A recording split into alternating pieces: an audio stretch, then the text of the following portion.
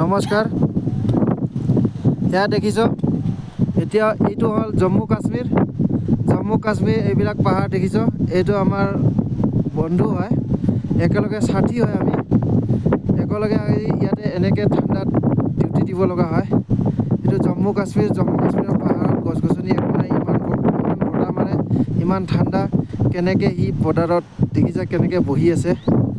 তাৰপিছত আকৌ চাওক, এইবিলাক পাহাৰ, একো নাই, অক্সিজেন নাই ইয়াত একো অক্সিজেন নাই। জম্মু কাশ্মীৰ হয় এইটো, কাশ্মীৰত এনেকৈ আমি ডিউটি কৰিব লাগে। কিমান কষ্ট হৈ আছে আমি নিজে ক'ব নোৱাৰোঁ, কিন্তু কি কৰিম, দেশৰ কাৰণে কৰিব লাগিব। দেখিছ ৰাইজ, চাওক এইটো কেনেকুৱা জেগা। এনেকৈ তম্বু টনাই থাকে, তম্বু টনাই এনেকৈ পাহাৰৰ মাজত থাকিব লগা হয় আমি।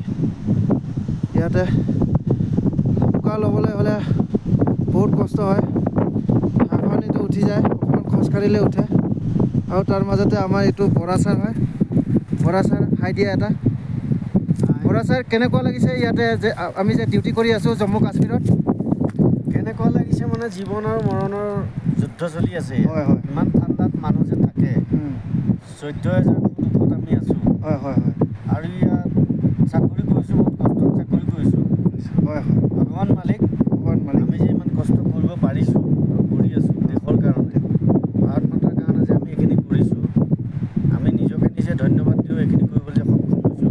কাৰণ এইখিনি নকৰিলে আমাৰ ঘৰ পৰিবাৰ আমি চলাব নোৱাৰিম। ঠিক আছে, যিমান ঠাণ্ডা নহওক, ঠিক আছে। তেনেহ'লে গাইজ, আমি ইয়াৰ বৰাচাৰ হয়, আৰু আমি ক'বলৈ একো বিচৰা নাই, বাছ খালি আমি এটা দেখাইছোঁ আপোনালোকক যে আমি কেনেকৈ আছোঁ। তেতিয়াহ'লে আজিলৈ ইমানতে এৰিলোঁ।